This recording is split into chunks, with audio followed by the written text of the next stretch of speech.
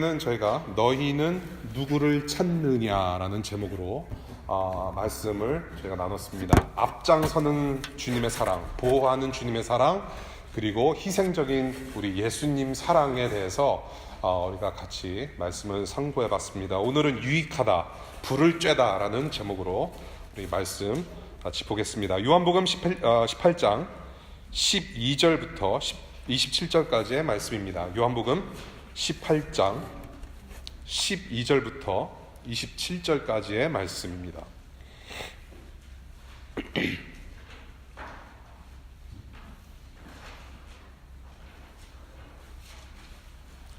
로마 군대 병정들과 그 부대장과 유대 사람들의 성전 경비병들이 예수를 잡아묶어서 먼저 안나스에게로 끌고 갔다. 안나스는 그 해의 대제사장인 가야바의 장인인데, 가야바는 한 사람이 온 백성을 위하여 죽는 것이 유익하다고 유대 사람에게 조언한 사람이다. 시몬 베드로와 또 다른 제자 한 사람이 예수를 따라갔다. 그 제자는 대제사장과 잘 아는 사이라서 예수를 따라 대제사장의 집 안뜰에까지 들어갔다. 그러나 베드로는 대문 밖에 서 있었다. 그런데 대제사장과 잘 아는 사이인 그 다른 제자가 나와서 문지기 하녀에게 말하고 베드로를 데리고 들어갔다. 그때에 문지기 하녀가 베드로에게 말하였다. 당신도 이 사람의 제자 가운데 한 사람이지요? 베드로는 아니요 하고 대답하였다. 날이 추워서 종들과 경비병들이 숯불을 피워놓고 서서 불을 쬐고 있는데 베드로도 그들과 함께 서서 불을 쬐고 있었다. 대제사장은 예수께 그의 제자들과 그의 가르침에 관하여 물었다. 예수께서 대답하셨다. 나는 드러내놓고 세상에 말하였소. 나는 언제나 모든 유대 사람이 모이는 회당과 성전에서 가르쳤으며 아무것도 숨어서 말한 것이 없소. 그런데 어찌하여 나에게 묻소? 내가 무슨 말을 하였는지를 들은 사람들에게 물어보시오. 내가 말한 것을 그들이 알고 있어. 예수께서 이렇게 말씀하시니 경비병 한 사람이 곁에 서 있다가 대제사장에게 그게 무슨 대답이냐 하면서 손바닥으로 예수를 때렸다. 예수께서 그 사람에게 말씀하셨다. 내가 한 말에 잘못이 있으면 잘못되었다는 증거를 대시오. 그러나 내가 한 말이 옳다면 어찌하여 나를 때리시오? 안나스는 예수를 묶은 그대로 대제사장 가야바에게로 보냈다. 시몬 베드로는 서서 불을 쬐고 있었다. 사람들이 그에게 물었다. 당신도 그의 제자 가운데 한 사람이지요? 베드로가 부인하여 나는 아니요 하고 말하였다. 베드로에게 귀를 잘린 사람의 친척으로서 대제사장의 종 가운데 한 사람이 베드로에게 말하였다. 당신이 동산에서 그와 함께 있는 것을 내가 보았는데 그러시오. 베드로가 다시 부인하였다. 그러자 곧 달기 울었다. 주님의 말씀입니다. 이렇게 기도하겠습니다.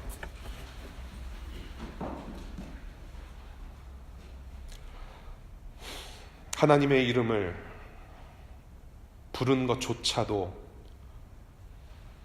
말로 표현할 수 없는 은혜인데, 주님, 어찌하여 매를 맞으셨습니까? 이 시간 사람의 지혜로 선포하는 말이 아니라 오직 우리 주 하나님 직접 우리의 영혼 가운데 말씀하여 주시고 이 입술로 전해지는 모든 설명 가운데 반드시 우리 교우들과 함께 나눠야 할 것들만 나누게 하시고, 오직 성령님 우리들에게 영적인 깨달음을 허락하시며 이 시간 우리를 새롭게 하여 주시기를 간절히 기도합니다.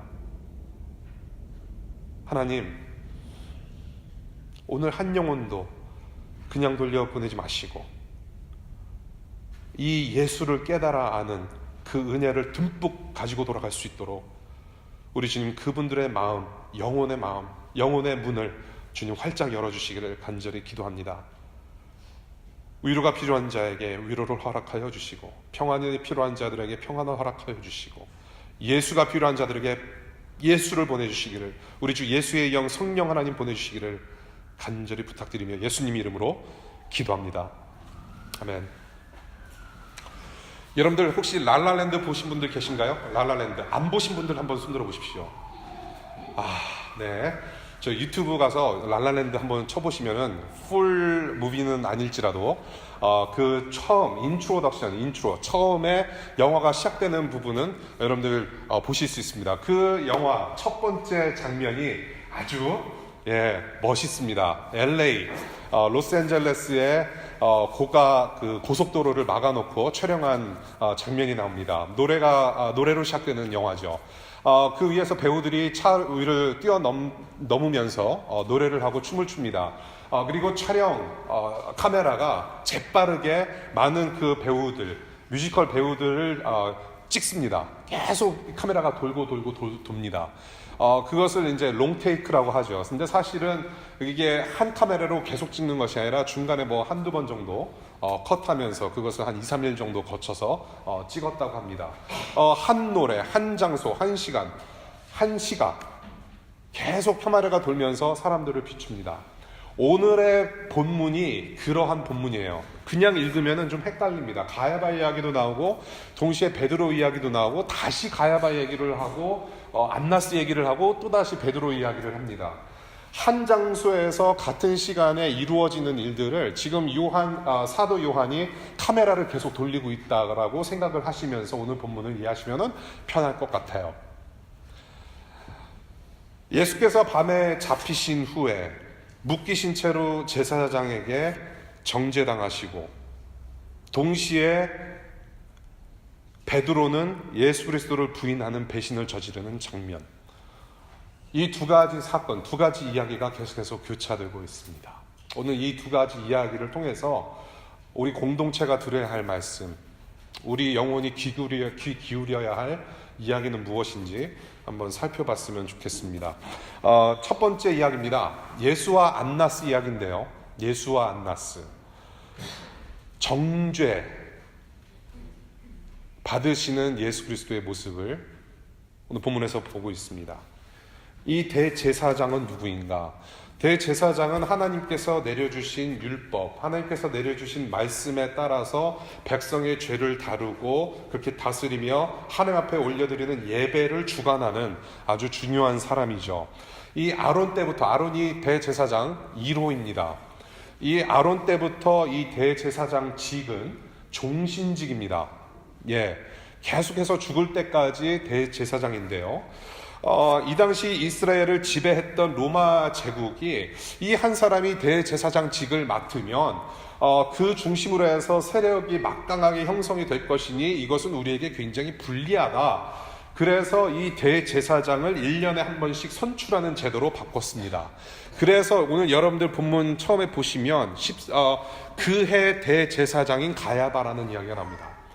그러니까 그 해 대제사장이 가야바였고 그 다음에는 다른 사람이 선출돼서 대제사장직을 이제 계속해서 이을 것이다라는 그런 역사를 우리가 볼 수 있게 됩니다. 그런데 예수께서 밤에 잡히시고 즉시 이 그해 대제사장인 가야바의 집으로 가지 않으시고 바로 안나스, 가야바라는 대제사장의 장인어른 되시는 안나스라는 사람에게 먼저 끌려가게 됩니다. 안나스도 전직 대제사장인데요. 이 사람이 아마 실세였던 것 같아요. 청와대에 실세가 따로 있었던 것처럼 실세가 따로 있었습니다. 현직 대제사장인 사위의 권력보다도 이 장인의 권력이 굉장히 셌던 것이죠. 그래서 병정들 600명과 그 외에 성전 폴리스 모든 공권력이 예수를 붙잡아다가 종교 권력계의 원로 실세인 안나스에게 끌려가게 됩니다. 이 예수께서. 그리고 신문을 당하세요. 안나스가 붙잡히신 이 예수를 어떻게 대하고 있습니까? 19절 보니까 예수의 제자들과 그 예수께서 여태까지 가르치셨던 그 가르침에 대해서 묻습니다. 그리고 반문하세요. 20절 보겠습니다. 18장 20절에 예수께서 대답하셨다. 나는 드러내놓고 세상에 말하였어. 나는 언제나 모든 유대 사람이 모이는 회당과 성전에서 공개적으로 가르쳤고 아무것도 숨어서 말한 것이 없다라고 말씀하시고요. 21절 그런데 어째서 나에게 묻느냐? 내가 무슨 말을 했는지 들은 사람들에게 물어봐라. 내가 말한 것을 그들이 알고 있어. 나는 공개적으로 다 얘기했고 다 가르쳤다. 너네들도 알고 있다. 너네들 모르는 바 아니지 않냐.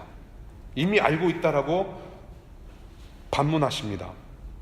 그러자 성전 폴리스, 경비병 한 명이 예수를 손으로 때립니다. 어떻게 대제사장에게 그렇게 대꾸할 수 있느냐.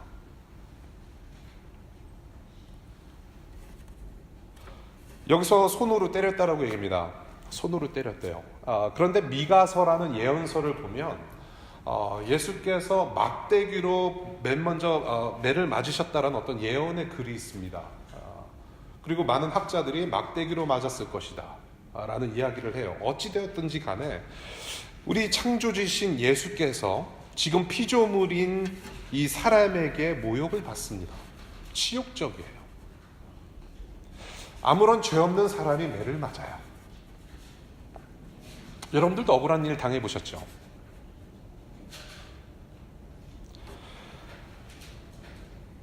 예수께서는 지금 증거를 내려가세요. 합법적인 절차를 요구를 하세요. 증인들 데리고 와라. 그 들은 사람들을 데리고 와봐라. 합법적인 절차를 요구하시는 예수님의 말씀이에요. 안나스는 예수께 더 이상 따로 물을 수가 없었어요. 너무나도 맞는 말을 했고 더 이상 파고들 만한 어떤 약점이 보이지 않았다라는 것이죠. 그래서 자기 사위 가야바에게 예수를 보냅니다. 대제사장, 그해 대제사장 가야바에게 예수를 보냅니다. 죄 없으신 예수를 더 이상 신문하는 것은 이것은 건질 것 하나도 없다. 오히려 자기 손해다. 가야바에게 보냅니다. 자, 이 지금 안나스와 예수의 만남, 이 상황을 보면서 저희가 이 정황을 좀 정리를 했으면 좋겠어요. 이 정황, 오늘 우리에게 주신 말씀의 정황을 보면요, 이 모든 지금 예수께서 지금 경험하시는 모든 절차는 사실은 불법입니다. 합법적으로 이루어진 것이 하나도 없습니다. 그 당시 법을 보나 전통을 보나 우리의 상식적으로나 합법적으로 이루어진 일 하나도 없습니다. Breaches of legal ethics, procedures. 지금 듀 프로세스라고 하죠. 이 듀 프로세스가 완전히 망가진 케이스입니다. 어떻게 망가졌느냐, 몇 가지 근거를 댈게요. 첫 번째, 지금 이 재판, 종교 재판이 밤에 이루어지고 있습니다. 그런데 유대법에는 사람을 재판하려면 아침부터 저녁 사이, 그러니까 낮 동안에 재판을 해야 된다는 어떤 규칙이 있었다라는 얘기죠. 그것을 어기고 지금 예수께서 심판받고 계세요. 두 번째, 지금 어디서 지금 재판이 이루어지고 있습니까? 공적인 장소가 아니에요. 대제사장이 머물고 있는 저택에서 이루어지고 있습니다. 굉장히 큰 집이에요. 뜰도 있고 사람들이 모일 수 있는 어떤 코트 야드도 있고 집도 있고, 그런 집에서, 그것도 전직 대제사장 집에서 지금 재판을 받고 있어요. 세 번째, 증인의 부재입니다. 예수께서 말씀하신 대로 증인들 데리고 와봐라. 이 당시에는 피고 혹은 죄인에게 직접 죄를 따져 묻지 않았다라고 그래요. 반드시 증인들, 이 사람이 죄를 범한 것을 목격한 증인들의 증언만이 유효했다라는 것이죠. 그런데 증인 하나도 없이 지금 예수라는 피고인에게 직접 따져 묻고 있다라는 것입니다. 불법이에요. 마가복음 14장에 보면, 사실은 오늘 본문을 좀 마가복음 14장하고 굉장히 연결돼서 보면은 조금 더 여러분들이 이해가 편하실 텐데요. 마가복음 14장에 보면은 증인들이 있었습니다. 사실은 증인들이 있었대요. 그런데 이 증인들이 한마디씩 다 증언하는 바가 서로 말이 맞지 않는다라고 증언하고 있어요. 마가복음 14장에서. 그러니까 증인들은 있었으나 다 말이 달라요. 그러니까 거짓 증언했다라는 얘기죠. 이 죄 없으신 예수에 대해서 뭐라고 할 말이 없으니까 다 꾸며낸 얘기란 얘기예요. 불법입니다. 네 번째, 판결이 나지도 않은 상황에서 피고인을 때립니다. 육체적인 학대를 가해요. 손바닥이랬던지 막대기였던지. 불법입니다. 다섯 번째, 결과도 이미 정해진 상황이에요. 지금 결과도 이미 정해졌어요. 우리 14절 볼까요? 안나스의 사위, 지금 현직 대제사장이 했던 말이 있다라고 그래요. 14절, 가야바는 한 사람이 온 백성을 위하여 죽는 것이 유익하다라고 유대 사람에게 조언한 사람이다라고 소개합니다. 한 사람이 온 백성을 위해서, 이 민족과 나라를 위해서 죽는 것이 낫다라고 말을 했대요. 이미 여론이 그렇게 형성이 되어 있습니다. 여기서 말하는 한 사람은 예수 그리스도 한 사람이 죽는 것이 낫다라고 얘기를 하는 거예요. 이 예수라는 사람이 기적을 행하고 막 바른 말을 하고 다니니까 세력이 많아집니다. 세력이 커져요. 이것을 보는 이 종교 권력자들, 소위 말해서 우리 갑들은 그것이 굉장히 안 이뻐온 거죠. 그리고 자기들의 입지가 흔들리기 시작하는 것이죠. 이 예수한테 이거 우리 자리 뺏기겠다. 우리 밥줄 끊기겠다. 동시에 로마 제국에게 잘 보여야 하는데 지금 소요가 일어날 것 같으니 불안한 거죠. 한 사람이 죽어야 되는데, 그래서 예수를 죽여야 되는데, 이게 지금 이러한 여론이 형성이 되면서 이미 결정난 상황에서 재판이 진행됩니다. 또 다른 증거들이 있습니다. 예를 들어서 이렇게 이제 재판을 받는 중에, 종교 재판을 받는 중에 즉시 판결을 내리지 않는 전통도 있었다고 그래요. 일단 증인들한테 얘기를 들어보고 난 다음에 피고되는 사람이 정말로 죄가 있는지 혹은 죄가 없는지를 하루 시간 걸쳐서 생각한 다음에 심사숙고해서 그 다음날 판결을 내리는 것이 전통이 돼요. 가야바에게 직접 보내지고 그 다음에 직결 판결이 내려져요. 그 다음에 빌라도에게 넘어가요. 불법입니다. 이러한 정황을 좀 본다면은 총체적인 부패라고 보는 거죠. 법이나 사람이다. 특별히 첫 번째 우리 지난주 이제 말씀을 보면서 성전 경비병들과 공권력이 예수를 잡으러 와요. 그런데 거기서 성질 급한 베드로가 어떻게 합니까? 종 한 사람의 귀를 확 베버립니다. 말고라는 사람의 귀를 확 베버려요. 그런데 그 수많은 사람들이 그 귀 베는 장면을 목격했고, 동시에 자기들이 잡으러 온 예수께서 그 떨어진 귀를 붙잡아다가 사랑의 기적을 베푸신 것도 목격을 했단 말이죠. 그런데 거기서 한 사람도 그것을 얘기를 안 해요. 직접 그 기적, 그 사랑을 경험했음에도 불구하고 실세 앞에 예수를 던져 넣습니다. 그러고 나서 재판 과정 처음부터 끝까지 전부 다 예수 그리스도를 죽음으로 몰게 하려는 그런 총체적인 부패를 짊어지고 살아가는 인간들의 모습을 볼 수 있다는 것이죠. 인간들의 죄악 가득한 상황을 오늘 본문에서도 충분히 볼 수 있다는 얘기입니다. 특별히 제사장은 누구입니까? 아까 말씀드렸듯이 이 제사장이라는 사람은 하나님의 말씀을 잘 알고 그 말씀에 근거해서 하나님께 백성들 대표해서 예배를 드리는 사람인데, 이 대제사장조차도 부패했다는 얘기죠. 주의 말씀이 마음과 영혼에 와닿지 않고 권력의 도구로만 사용을 했으니 정작 예배의 대상 되시는 하나님의 아들을 알아보지 못했다라는 부패한 사람의 모습. 지금 누가 누구를 정죄하고 있습니까? 사실은 정죄당해야 될 사람이 누구입니까? 죄 없으신 예수를 정죄하는 하나님의 종 안나스라는 사람의 모습을 오늘 보게 돼요. 그러고 나서 갑자기 카메라가 또 돌아갑니다. 카메라가 돌아서 이제 베드로를 가리켜요. 베드로를 비춰줍니다. 두 번째, 예수와 베드로. 여러분들이 잘 아시다시피 베드로는 배신 때린 사람입니다. 자기의 스승 예수를 배신한 사람이에요.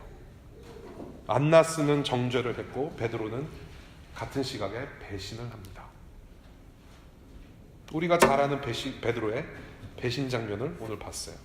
닭이 울기 전에 3번 너가 나를 부인할 것이다 라는 예수 그리스도의 예언이 딱 적중한 그 장면을 우리가 봅니다.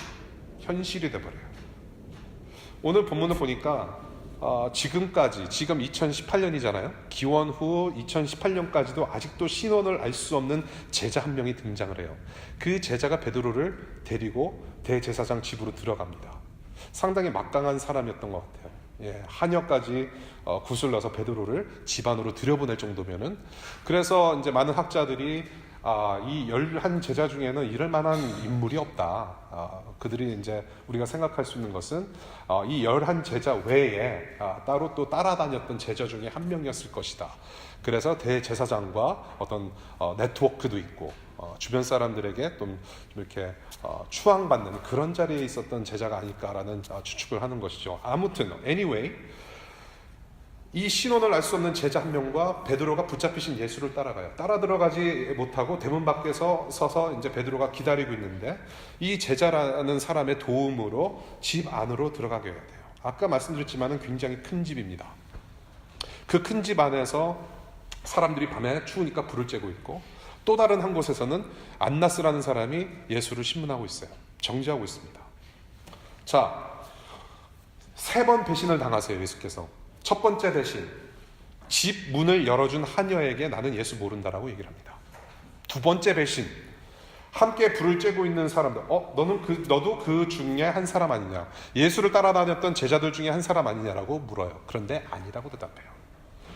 세 번째가 아주 기가 막힙니다. 이 세 번째 배신의 장면은 헐 모멘트예요. 헐 하고 이거 있잖아요. 이렇게 꼬랑지. 헐, 앞불싸. 누가 물어봅니까? 누가 물어봐요?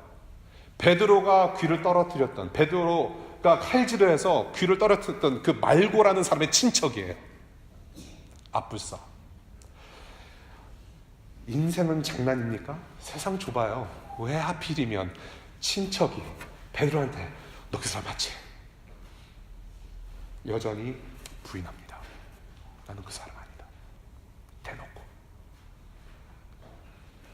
한 장소 같은 시각에 이 베드로는 예수를 모른다고 세 번을 배신을 해요. 지난 수년 동안 예수 그리스도와 같이 밥을 먹고 같이 잠을 자고 같이 웃고 같이 울고 같이 기뻐하고 같이 고생도 하고 이 예수님으로부터 하나님 나라 복음을 들으면서 가르침도 받고 기적도 봤으며 사랑도 보살핌도 경험했고, 정말로 예수께서 잡아가시면 나도 잡혀가겠나이다. 내가 예수 그리스도 우리 스승님 부인하지 않겠습니다. 배신하지 않겠습니다. 오히려 내가 죽겠습니다라고 했던 사람이 바로 베드로예요. 그랬던 베드로가 말 3마디로 자기 스승을 배신해요. 이 베드로라는 사람은 말로 예수 그리스도의 뺨따구를 때리는 거예요. 지금. 나는 내 스승 모른다. 한쪽에서는 성전 경비병이 막대기 혹은 손으로 예수 그리스도의 몸을 가격하고, 한쪽에서는 자기 제자, 자기가 사랑했던 제자, 그 제자는 말로 뺨따기를 때리는 그런 상황을 오늘 본데서 봐요. 그런데 재미난 것이 있죠.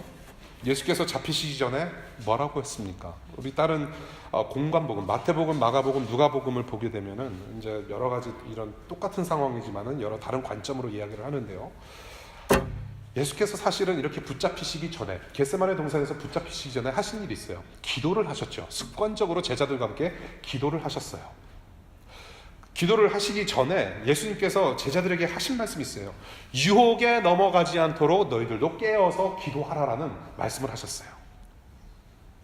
그러고 나서 잡히신 거예요. 그런데 제자들이 기도했나요? 아니죠. 잤어요. 한쪽에서는 지금 죽음을 앞두고 이 하나님의 아들 예수 그리스도께서 지금 땀 흘리는 것이 핏방울처럼 떨어지면서 이게 기도를 열심히 하고 계시는데, 그러면서 제자들한테 깨어서 기도하라고 하셨음에도 불구하고 제자들은 자고 있었다는 얘기예요. 마가복음 14장입니다. 우리 마가복음 한번 그냥 볼게요. 마가복음. 요한복음 전 성경이 마가복음입니다. 마가복음 14장을 그냥 한번 쭉 훑어볼게요.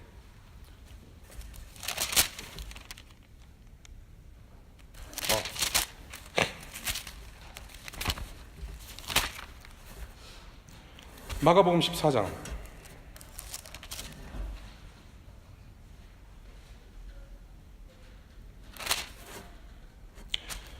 우리 32절부터 볼까요?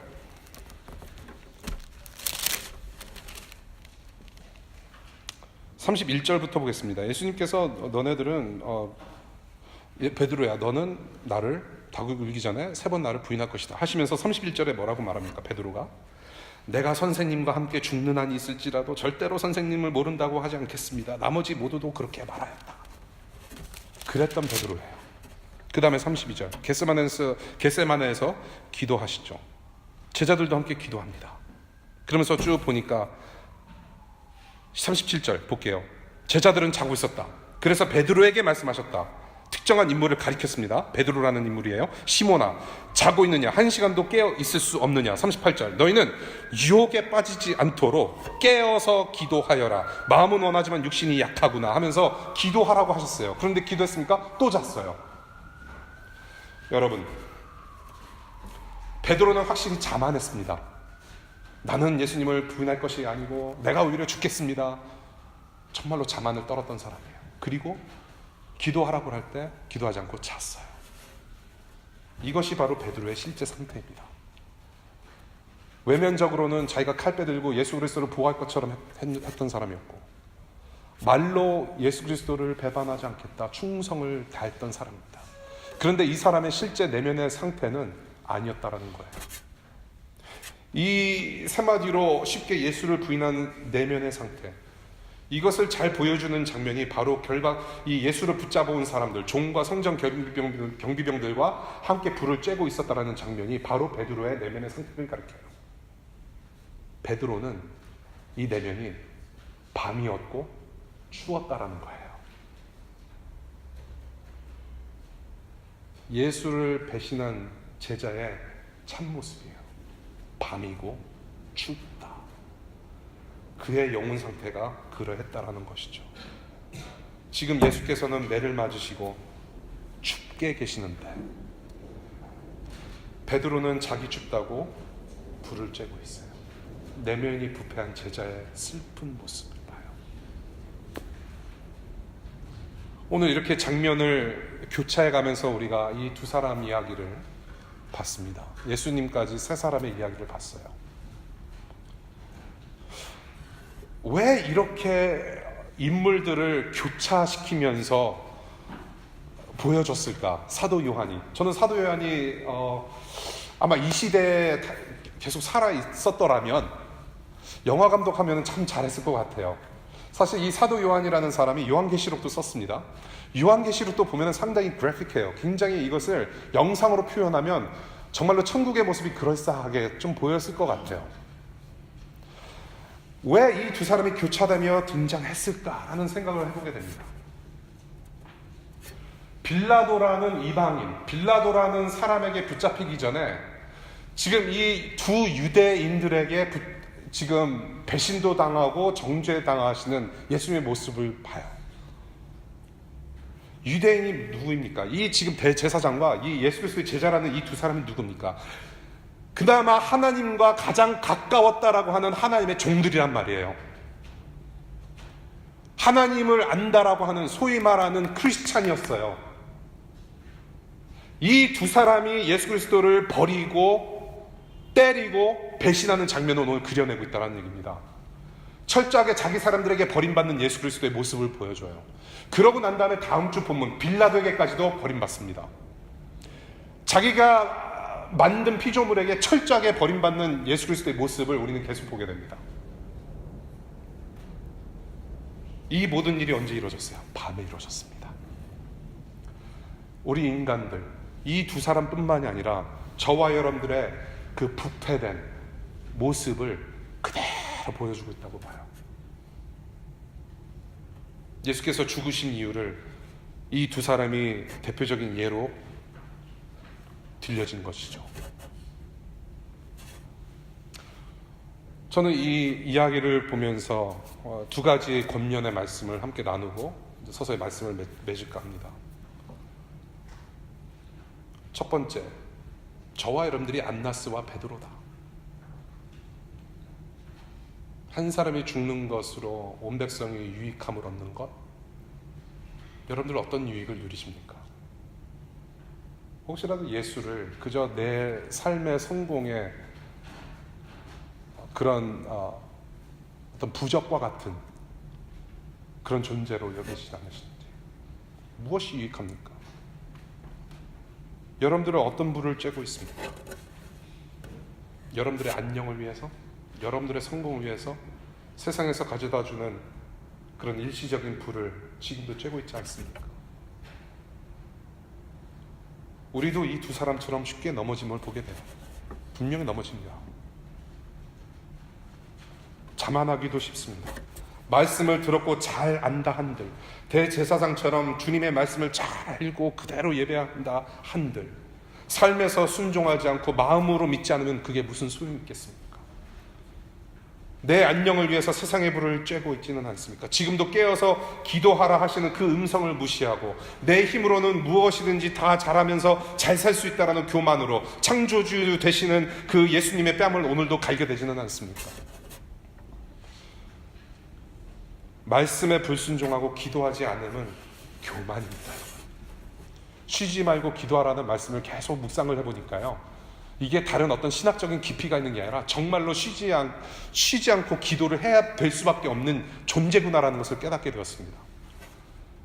무슨 일이든지 여러분들 뭐 취직, 구직, 뭐 결혼 문제, 뭐 배우자를 위한 기도, 학업의 문제, 앞으로 장래 진로, 우리 자녀들을 위한 기도, 부모님의 건강을 위한 기도, 큰 덩어리는 우리는 덩어리를 이제 우리가 기도 제목 삼고 기도를 합니다만은 사소한 것이라도 우리는 계속해서 기도해야 되는 존재라는 것을 우리가 깨달아야 된다는 얘기예요.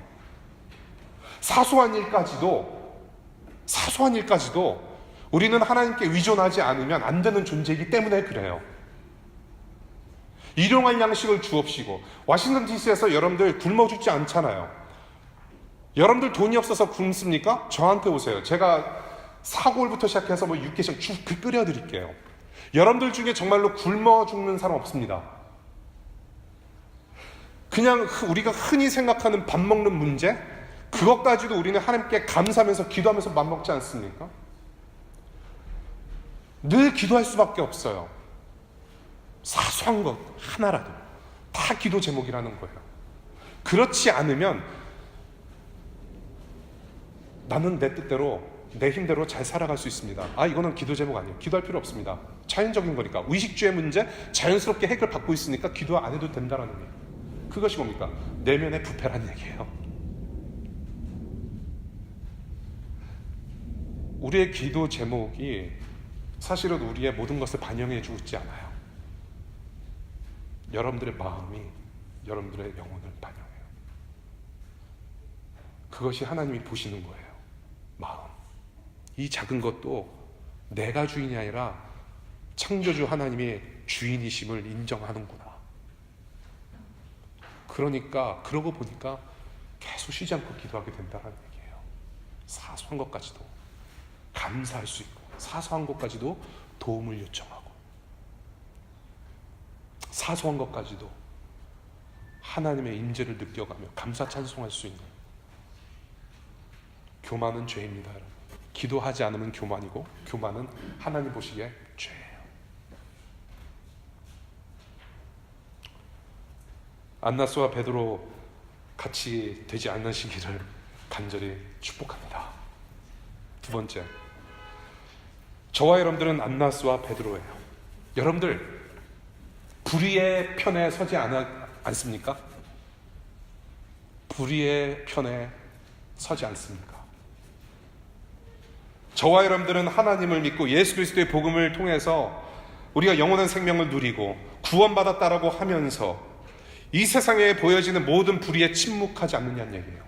오히려 침묵하면서 동시에 그 불의에 여러분들 동의하지 않습니까? 도모하지 않습니까, 여러분? 사실은 불의를 보고서 침묵하는 것도 그 불의에 동의하고 동참하는 것입니다, 여러분.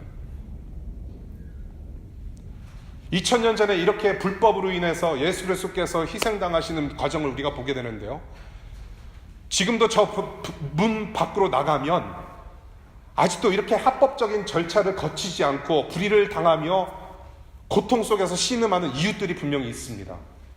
그 이웃들을 향해서 우리 기독교인들, 소위 말해서 예수쟁이들은 뭐라고 얘기할 수 있을까요? 우리는 너무나도 침묵하고 있지 않는가요? 침묵함으로 이 세상의 갑들에게 그 불의를 계속해서 진행하라, 나도 거기서 한번 맛 좀 보자, 이익 보자, 방관하고 있지는 않은지 되돌이켜볼 문제라는 생각이 들어요. 지금도 여전히 이웃들과 함께 하시는 예수께서는 그 이웃들과 고통 중에 계세요. 언제부턴가 기독교라는 것이 세력화가 됐습니다. 우리는 세력이 아니에요. 예수께서 기독교를 처음 시작하셨을 때, 그 사도들을 통해서 교회가 처음 시작됐을 때 어떤 세상과 어떤 대결 구조로서 교회가 시작된 거 아니에요. 기독교는 그게 아니에요. 그런데 어느 때부터인가 세력화가 됐어요.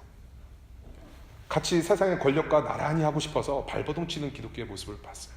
그게 기독교 역사죠. 지금도 여전히 만연해요.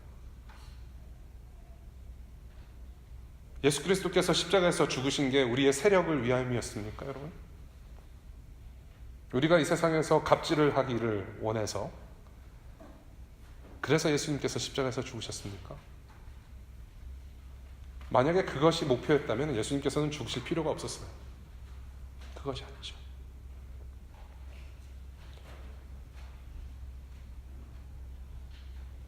복음의 공공성, 그것을 회복해야 될 시기가 아닌가 싶어요.